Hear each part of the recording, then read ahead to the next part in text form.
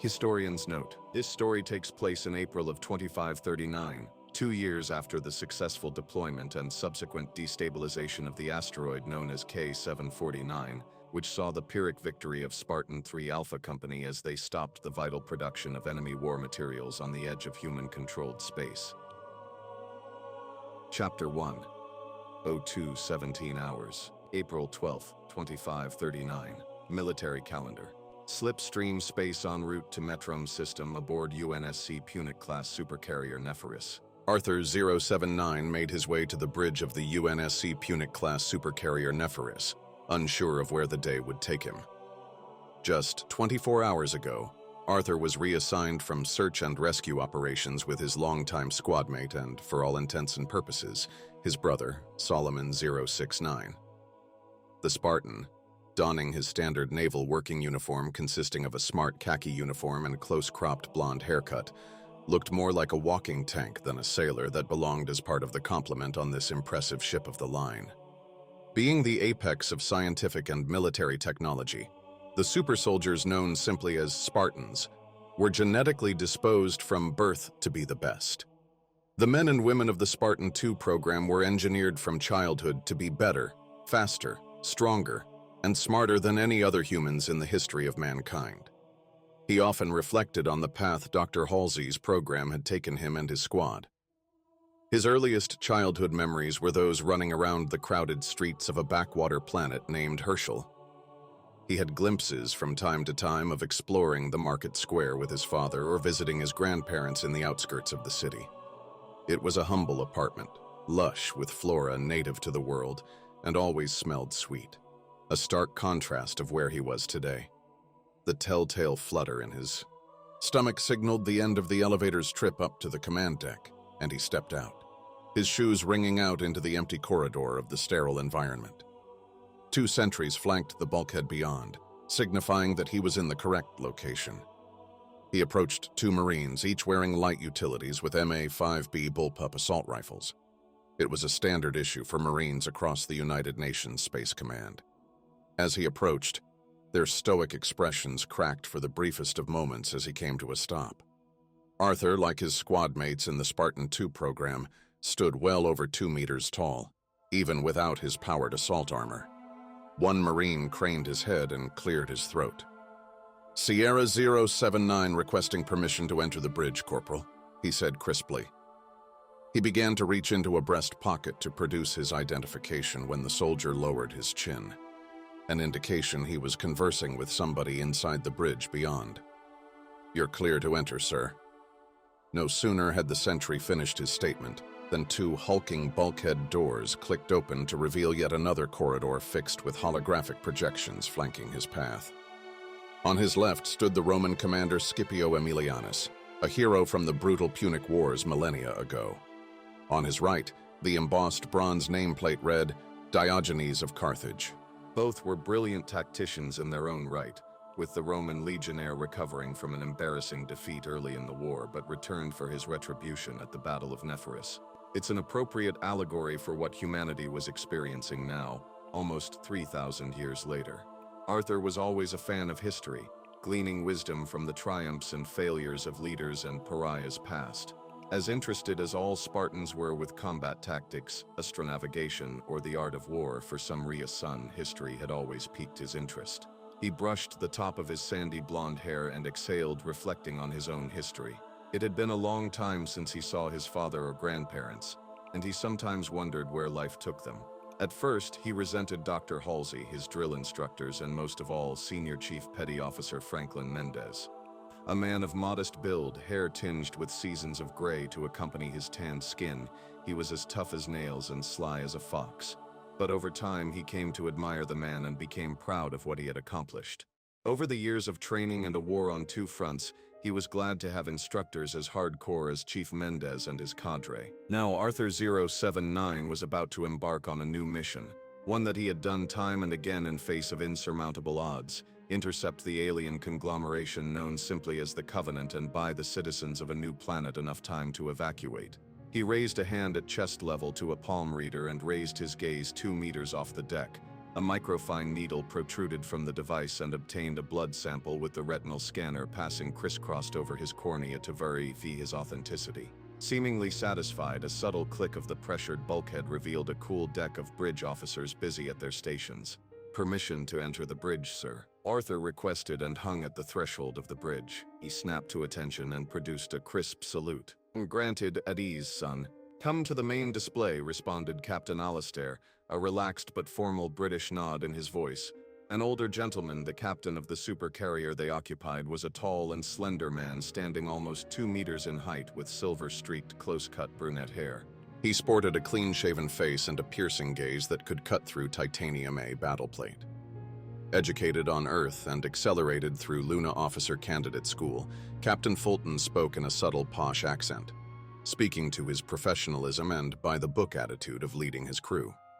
The captain and a select few bridge officers were studying the table before them. Displays projected atmospheric readings, telemetry readouts, probe scan data, and a myriad of other things that only the trained bridge officers could read. One sensor operator was conversing with an avatar in hushed tones across the bridge. It had been over a decade since Arthur had graduated his accelerated Spartan training on Reach at the age of 14. He quickly recalled his lessons in astronavigation, planetary physics, and other essential courses pertaining to spacefaring naval protocol by the Spartan's teacher, Deja. A dumb AI by the scientific community's standard of artificial intelligence, she had been Dr. Halsey's assistant and chief academic instructor during his time on Reach. "You're even bigger than the rumors," Fulton said, and appraised the looming, square-jawed man standing before him. "The holovids from Harvest didn't do you guys justice, did they?" Fulton mused, referring to the very cryptic and top-secret Office of Naval Intelligence battlefield footage distributed from Admiral Cole and his battle group X-Ray during the struggle to retake Harvest from 2526 to 2531. "I was one of the lucky ones to make it out of that campaign in one piece." The man glanced at the deck and frowned before returning his attention to the preliminary intelligence set forth. Arthur had a dozen questions racing through his mind, and made his way to the holodeck, an image of a lustrous planet blown up on the tactical display. Every monitor surrounding the exaggerated detail of the planet was focused on different readouts. Everything ranging from available government schematics to planetary topography, climate pattern forecasts, and even the celestial astronavigation data was shown. An ensign in the corner began running calculations on the planet's relative velocity based on the elliptical orbit of its nearby satellite. "I wouldn't know, sir, but wait until it's time to insert. With our combat suits on, we're a few inches taller yet." Petty Officer First Class. Arthur 079 had always been one of the most quick-witted of his Spartan brothers and sisters. He enjoyed cheering up his fellow Spartans with banter to fill the time or diffuse a dire situation, but things were different for this operation. Before their transitional jump through the multidimensional tear in space, known colloquially as slip space, he was informed by the ship's captain that he would be leading a team of Spartans for his next assignment. He needed to remind himself that he's now a direct representative for the highly classified Spartan 2 project, and had to be mindful of his interactions. He'd become so accustomed to being a part of other teams that he wasn't used to being a part of mission briefings on the command deck anymore. Since he and Solomon had begun operations against both the insurrectionists in the outer colonies and the Covenant in tandem, he had grown familiar to working under the charismatic leadership of Spartans like Curto 51, Joshua 029, and in a few instances, a few overly confident ODST commanders. "I don't doubt it, son." Fulton nodded thoughtfully. "Here's the situation. 3 days ago, transitional space remote slipspace probes returned from the edge of the Metrome system near Battle Group X-Ray's position. Admiral Cole and his intelligence corps estimate with 79% confidence that one of our breadbasket worlds' boundary will be discovered and attacked by the Covenant." Fulton took a moment to walk around his command deck, outlining the projected path of a ruthless Covenant leader and his fleet of warships, now known as the Fleet of Particular Justice. With the latest translation software patches coming via Waypoint Slipspace Boys, the Nephus and the rest of its parent fleet, Battle Group X-Ray, were able to translate an intercepted transmission during the Pyrrhic victory at a Covenant Materials refinery at an asteroid deemed K749 in July of 2537. With this in mind, Admiral Cole has deemed the evacuation of Boundary a vital necessity to protect and assist. Unfortunately, not vital enough that it warrants the entire battle group to mobilize. Thus, Task Force Lima was established and immediately dispatched. I know this is pretty sudden, so I apologize for the quick pickup. The edges of Arthur's eyes crinkled with a subtle grin because he was itching to get back to it. In his most recent deployment with Solomon, they had both been wounded severely enough that it warranted some R&R at a hospital ship for several weeks. During a similar campaign conducting search and rescue operations on yet another backwater planet, he and Solomon had run into more than just your run-of-the-mill Covenant warriors. Arthur, going back to secure the departure of a cargo truck of civilians, was strafed by a Jiralhane charging his flank while he was dispatching a group of jackals. Jiralhane, or colloquially known as a brute to UNSC personnel who have faced them, were bipedal simians nearly 3 meters tall and weighed over 500 kilograms. Most of the shots from the combatant's Type 25 spike rifle glanced off his breastplating and left shoulder pauldron, but 2 lucky superheated rounds managed to embed themselves under a soft spot in his armor's shell where the nanolaminate carbon composite weave was vulnerable. The resulting pressure of the seal breach, coupled with the impressive temperature of each round fired from the weapon, caused his hydrostatic gel to reach critical temperature levels and scorch his flesh through the tech suit underlayer. To add insult to injury, the spikes embedded themselves in the tech suit, nearly puncturing one of his lungs, cracking 2 ribs and causing third-degree burns on a small percentage of his torso. Solomon, thankfully, was standing by to support on a nearby Pelican dropship, providing overwatch for the civilian convoy below. In the prolonged withdrawal toward a safe zone established by local militia, Solomon's Pelican valiantly held off several Banshee attack craft until an untimely barrage of plasma knocked his bird out of the sky. As fate or luck, depending on who asked him, would have it, Solomon's craft landed belly down into a meadow of scorched earth. As Arthur and the rest of his platoon of local militia soldiers struggled to reach the site, Solomon emerged, battered and uneasy but still standing. After managing to secure his favorite weapon of choice when it came to ground-to-ground engagements, the M41 Spanker rocket launcher, he was able to quickly dispatch 2 of the 3 pursuing craft before being picked up by Arthur and the convoy. Upon return to their temporary operating base, it was discovered that he had suffered a subdural hematoma, a half-melted shoulder pauldron causing third-degree burns, and had nearly nicked his carotid artery in the process. Now back together on their next assignment, he was standing by in their temporary berthing aboard the city-sized supercarrier. Upon returning to full-duty status just a few days ago, Arthur had received a communique from ONI Section 3 with a new assignment to lead a new team of Spartan commandos. The fragmentary order was received from none other than the Spartans' long-standing squad leader and friend, John 117. It was brief but clear. He would be reassigned to a new task force and would assume the role of Teal 1, squad leader of the newly formed Teal Team. He recounted the message received from John and let it play in his mind once again. Transmission rewrote, UNSC ship Reg 95266 via Battle Group X-Ray. Encryption code Bravo public key, NA. From Master Chief Petty Officer Sierra 117 to Petty Officer First Class Sierra 079.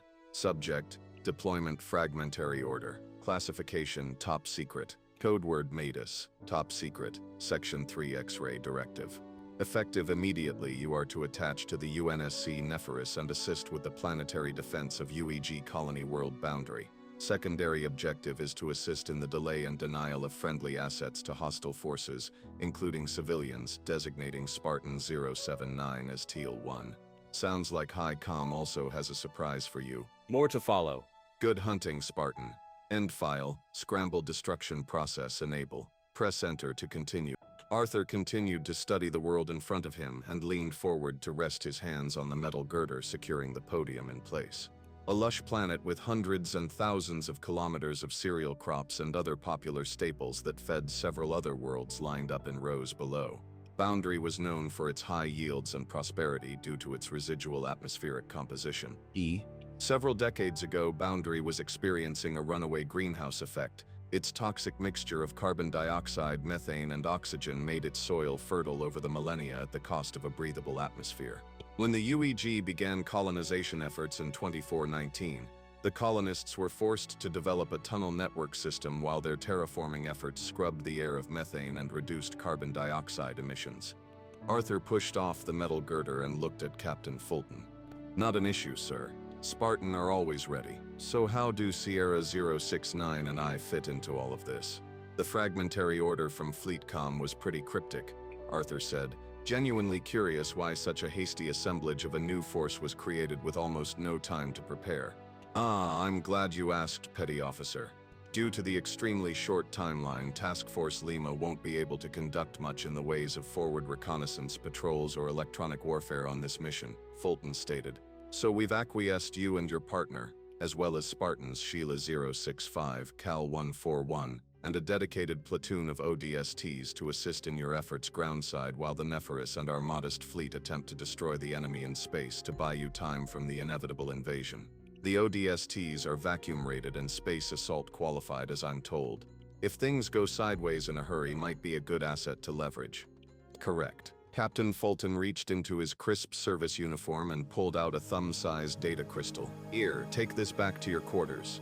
The rest of the regular pomp and circumstance will have to wait." "Please excuse me. I need to finish some final planning with my bridge officers. In the time being, prep your team. You have 24 hours until we reach the Metrome system." "Dismissed." "Aye, sir." Not wanting to question orders, Arthur promptly secured the data crystal, snapped off another smart salute, and about-faced toward the crew quarters.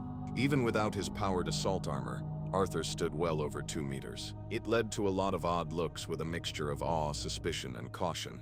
After several wrong turns and a few pesky interruptions from the shipboard smart AI Alexander, Arthur managed to find his shared temporary quarters. Even before the hatch finished opening, Solomon was standing impatiently at his rack waiting for his partner's arrival. Solomon stood from the workbench he was slouched over just a moment ago. "Back to work then, team leader?" He chuckled as he set down a piece of unidentified material, presumably an explosive of some sort. He had a penchant for that sort of thing ever since they were children. "I figured you'd stuck your sticky fingers in places they didn't belong," Arthur replied, confirming his suspicions with a smirk. "But yes, time to stretch out that shoulder of yours and get back to work." He chose to needle him a little, if anything, to keep his mind at ease and getting a good jab in to boot. Arthur, like the rest of the Spartans, didn't show much in the way of affection or conversation, so the sentiment had not gone unnoticed. If he was to lead this new team, especially on such short notice, he'd need everyone at 100%. "Ha!" Solomon laughed dryly and rolled his shoulders, silently swallowing a wince. The wound from the Banshee's twin plasma turrets hadn't quite healed up all the way, but the nanolaminate carbon weave inserted into and around his shoulder's ball joint assisted his already impressive healing rate as a consequence of their augmentations. Wounds that would take a Marine out of the fight for days or weeks only took Solomon and his compatriots mere hours or days to do the same. At the tender age of 14, Arthur, Solomon, and the rest of the candidates of the Spartan II program underwent a series of chemical and biomechanical augmentations. Their already pristine genetic predispositions were further enhanced as a result, making those who survived the grueling procedures more advanced than any other human living or dead.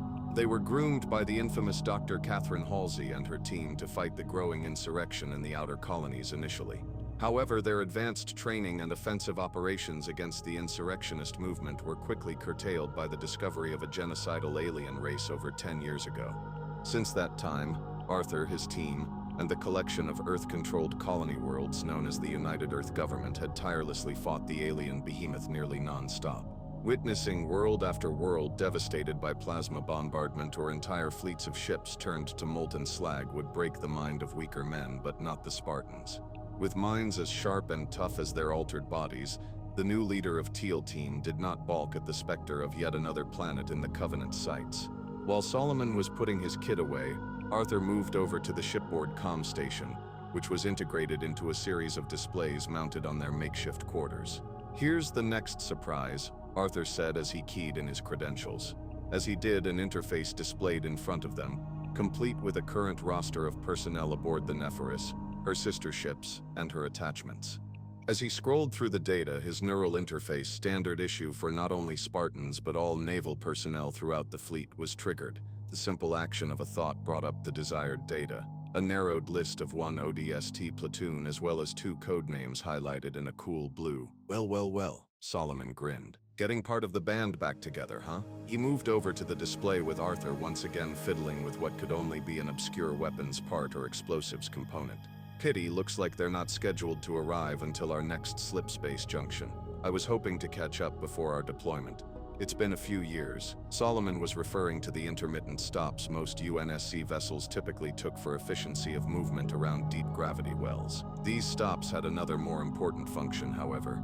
Admiral Cole, the de facto hero of the UNSC's efforts to thwart the Covenant, had submitted to the Office of Naval Intelligence a proposed set of laws back in 2535, which outlined the necessity for strategic slipspace jumps from all vessels, both of war and otherwise, so the Covenant could not ascertain the location of Earth or any other major settlement. Unfortunate, but we've got plenty to keep us busy in the meantime, Arthur said. That'll give us some time to go over the topographic analysis and preliminary reconnaissance from the local militia and get acquainted with our new platoon commander. Looks like we're getting paired up with First Lieutenant Connor Green of the 2nd Shock Troops Battalion. Arthur trailed off for a few seconds to read through the young officer's service record. Seems the Admiral was kind enough to lend us a space assault platoon. A nice change of pace from what we normally have to work with, being the highest win rate of any UNSC fleet. The legendary commander stood up from his chair, muttered something to one of his subordinates, and returned his icy gaze to the Spartans. "Welcome to Task Force Lima, Spartans," Cole said. "As I'm sure Captain Fulton has outlined, you will be assisting with a critical role in delaying and denying the Covenant the planet of boundary. I apologize for the hasty deployment orders, but our Prowler Force's intelligence was a bit behind on this one." He had declined to include the fact that the detachment of Prowlers he'd assigned to the Northern 18 Scorpier system were all but eradicated in a coordinated and vicious ambush by a flotilla of Covenant stealth corvettes last month. Only the Widow's Grasp and one of her escorts had escaped relatively unscathed to go through the necessary slipspace jumps before returning to friendly territory. The Widow flight of Prowlers was one of many in the Oni arsenal tasked with discovering Covenant supply routes, logistical hubs, or planets with a substantial population, or simply put, any and all opportunities to gain the upper hand. This feat was in itself impressive due to the frayed morale of the crews from sustained fighting. Scars of plasma weapons were etched and mangled into the hull of the ship.